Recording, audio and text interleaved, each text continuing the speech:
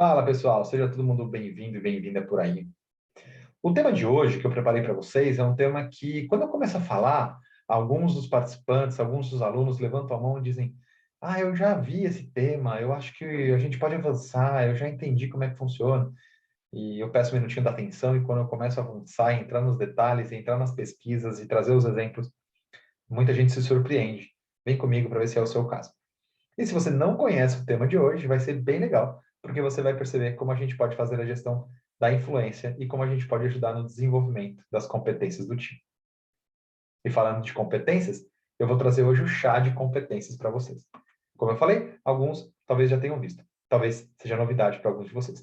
Mas vem comigo, ó. Eu vou dividir uma telinha com vocês e vou colocar uma forma em que eu consigo mostrar tanto o slide quanto a minha pessoinha por aqui. Então vem comigo, pessoal. O que eu espero de vocês aí desse lado? Que vocês anotem, tá bom?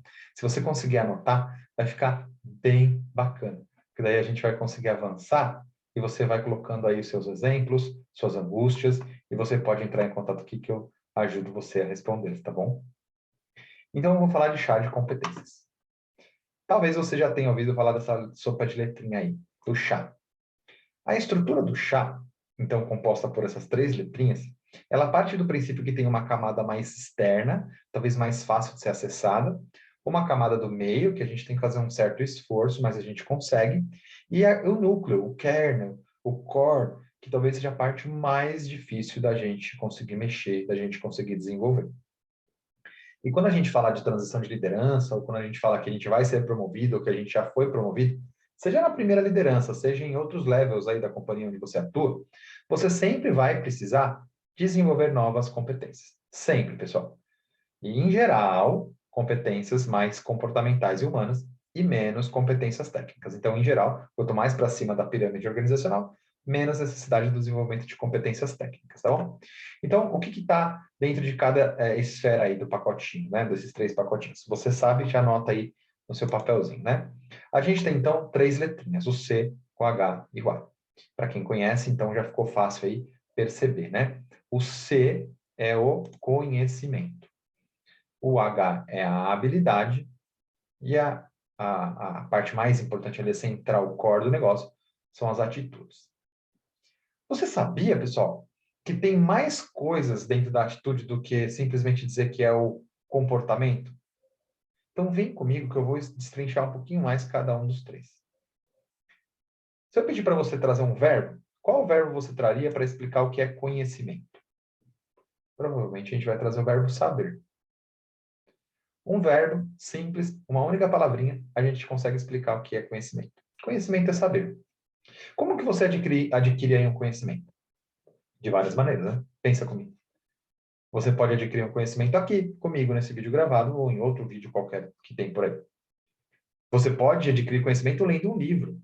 Você pode adquirir conhecimento além de um vídeo técnico, talvez uma palestra, como um TED Talks ou algo do gênero. Você pode ter visto alguém falar também nos corredores do escritório, nos corredores da empresa, se é que a gente ainda vai para o presencial. Então, existem várias formas de desenvolver um conhecimento. Mas o que é importante a gente perceber, quando a gente separa o chá de competências, é que saber, ele é um nível mais superficial. Percebe que ele está por fora ali da estrutura das bolinhas? Como se fossem capas. Imagina uma cebola, né? Capas de cebola. O conhecimento é a parte de fora. É mais fácil de acessar, é mais fácil de desenvolver. Agora, se a gente avançar para habilidade, a gente vai buscar mais uma palavrinha para complementar ali. Então, se conhecimento é saber, qual palavrinha, quais duas palavrinhas a gente pode usar para desenvolver, então, o conceito de habilidade? Habilidade, então, é saber fazer. Uma brincadeira que eu sempre faço aqui nas aulas é que não adianta nada você ser comentarista de natação, porque você sabe daquilo, você já leu tudo sobre aquilo, você viu todos os vídeos no YouTube, você já leu sobre todos os recordes, sobre todos os estilos de natação. E aí, quando você cai na água, você passa um apuro danado. Se você não tem boia ou não tá pertinho do cantinho da piscina, você vai passar um apuro ali. Por quê, pessoal? Porque conhecimento é teórico e a habilidade, ela é prática. Então, a gente diz que conhecimento é saber e a habilidade é saber fazer. Mas se a gente avançar mais para dentro daquelas capas da cebola, a gente vai encontrar a famosa atitude. Então, se conhecimento é saber, habilidade é saber fazer, eu posso afirmar para vocês que a atitude é querer fazer. E perceba que eu já dei até um destaquezinho nela aí de outra coisa, né?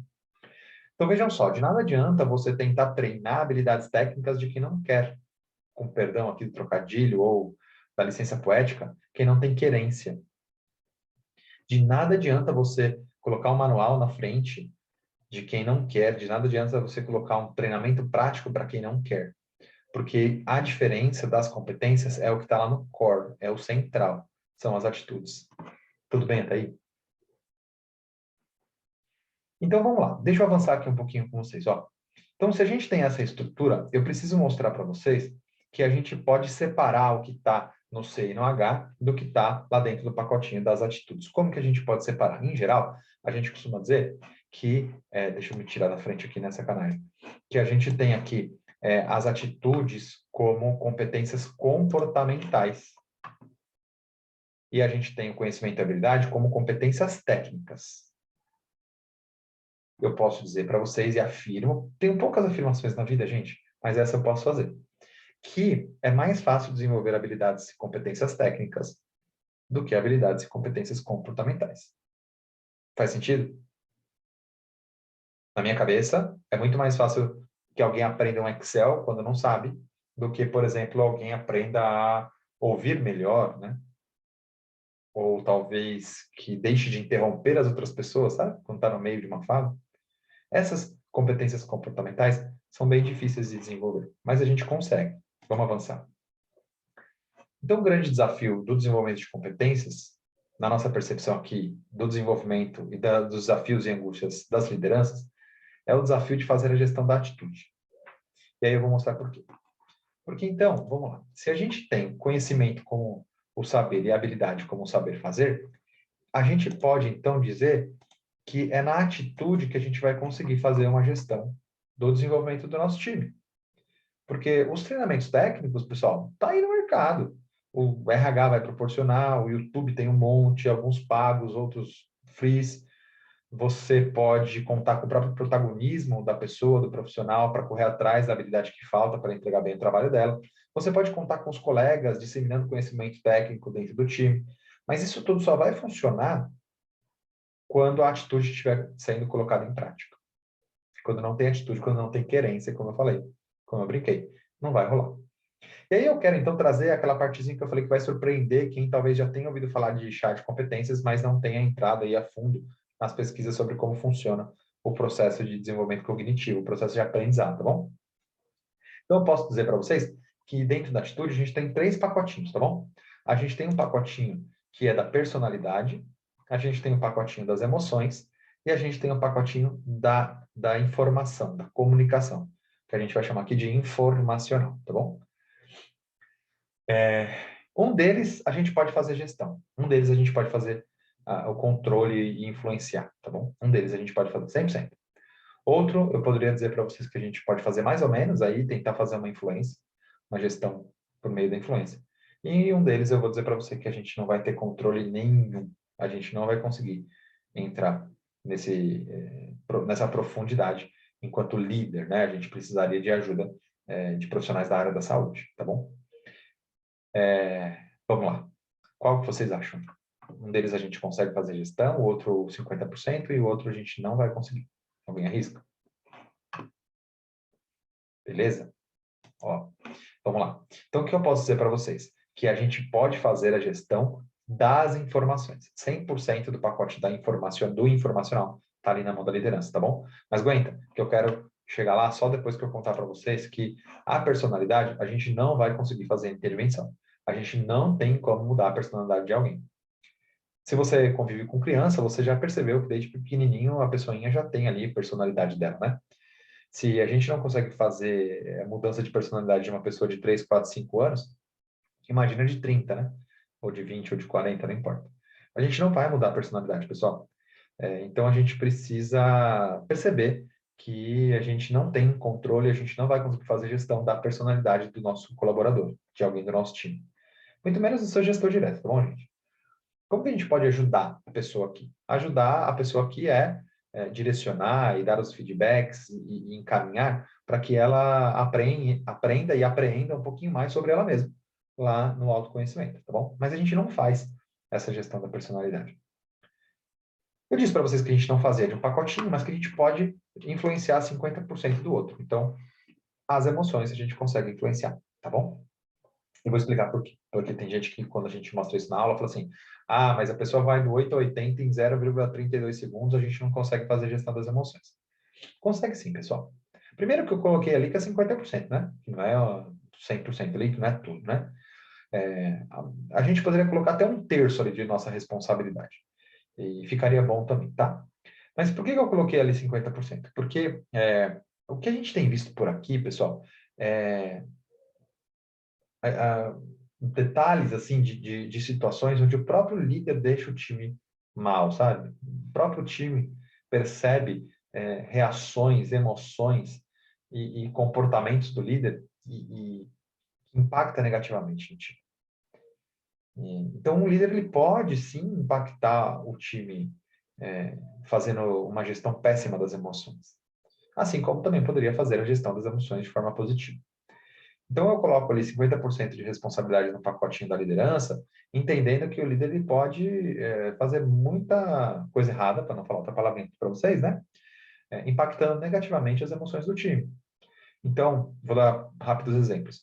Um feedback não muito bem estruturado, comparando com outras pessoas, sem fatos e dados, talvez até público, acaba impactando o time como um todo, não só a pessoa que recebeu aquele feedback público. É isso que eu entendo que é a influência sobre as emoções das pessoas que convivem com a gente no dia a dia, seja no presencial ou nos times remotos e distribuídos de hoje em dia. Às vezes, o líder também não entende que o papel dele é filtrar, né, a pressão que vem lá de cima. Então, recebe uma informação lá de cima, talvez não goste muito, talvez não saiba lidar bem com ela, não filtra e acaba passando para o time toda aquela pressão ou de uma forma que não deveria e impacta negativamente todo o meio ambiente ali. E a performance vai a zero praticamente, né? Então, a gente entende que sim, a liderança ela é responsável por fazer a influência das emoções aí, tá bom?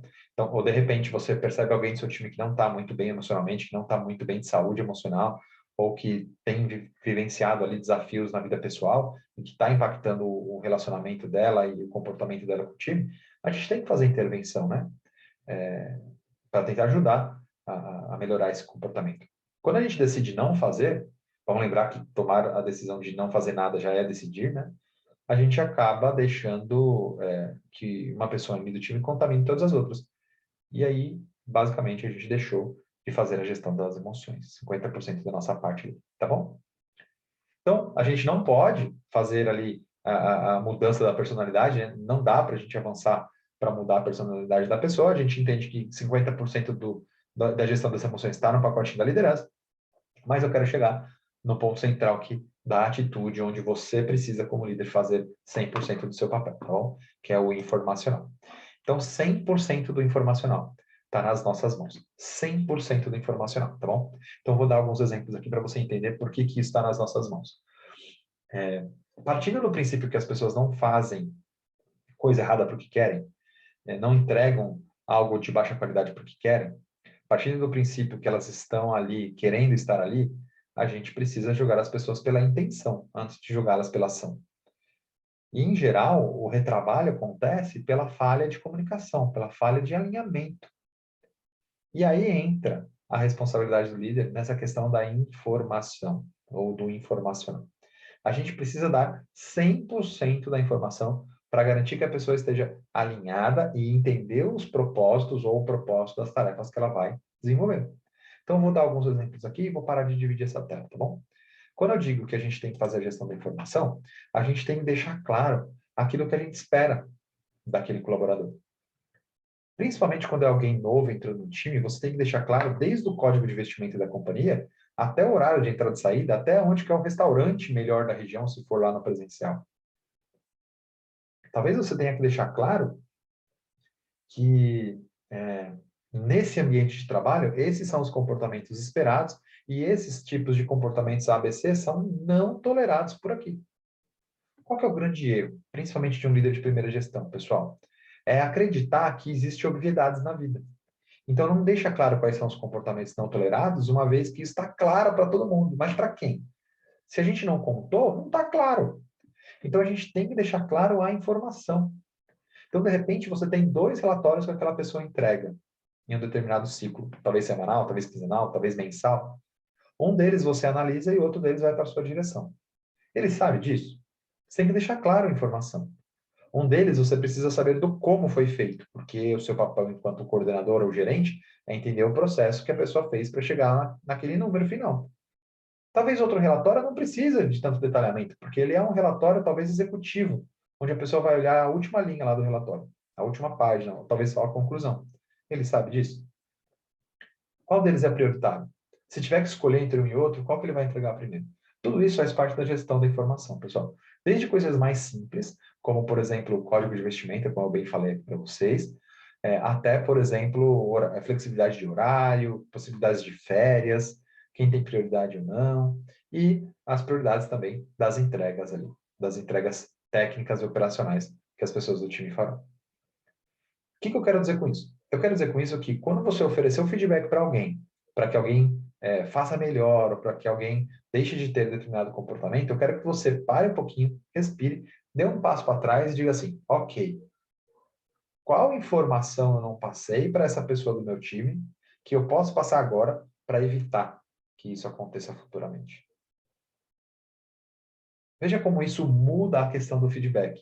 Ah, eu venho aqui contar para você por A mais B, toda a bibliografia que eu li sobre feedback, fazendo bem feitinho, com todo o histórico, com fatos e dados, sem pressão, sem ninguém ali na frente. E aí eu vou lá e dou um feedback super claro, dizendo que você precisa mudar o seu comportamento a partir de agora, porque eu não gostei. Se você abrir um segundinho para o diálogo, a pessoa do outro lado, muito provavelmente, pode trazer algo como: nossa, me perdoa, eu não sabia que isso não poderia ser feito. Esse é o momento de você refletir. Opa, meu fone caindo.